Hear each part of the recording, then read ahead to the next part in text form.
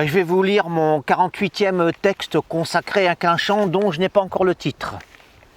Se rendre à Clinchamp avec l'idée d'aller voir ce qui s'y passe, ce qui s'y trouve et surtout d'y demeurer assez longuement pour y éprouver l'effroi, l'ennui ou bien l'émerveillement, et de considérer cela comme un voyage initiatique, c'est plonger dans un trou inconnu en même temps qu'en soi-même.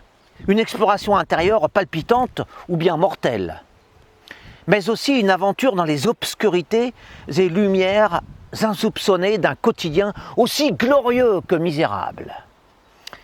Ce village au sommet de tous les vents périmés, en retard de toutes les modes, à l'avant-garde des pensées ancestrales, champion des vieilles torpeurs au premier plan des archaïsmes, est la capitale mondiale des rêves et cauchemars, tout en verdure et ciel gris. Ici, le pèlerin en mal de vaches banales et d'air léthargique découvrira, en plus de ses cadeaux à prix dérisoires, l'immense trésor des dimanches de mort. Ces jours noirs qui l'emmèneront loin, soit dans les nuages, soit dans la bouse.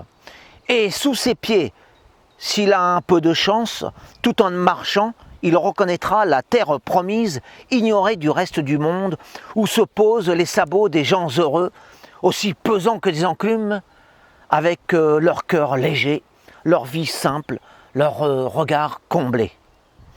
Dans ce clocher, où l'on est anonyme, où l'on meurt si proche des étoiles, où l'on revient même peut-être après la tombe, les autres pensent que l'on y a tout perdu à n'y rien faire, alors que le moindre crotteux y a tout gagné au contraire, après y avoir passé 100 ans à regarder l'azur et le cul des bovins avec des yeux pareils aux humbles élus qui sont dans la grâce.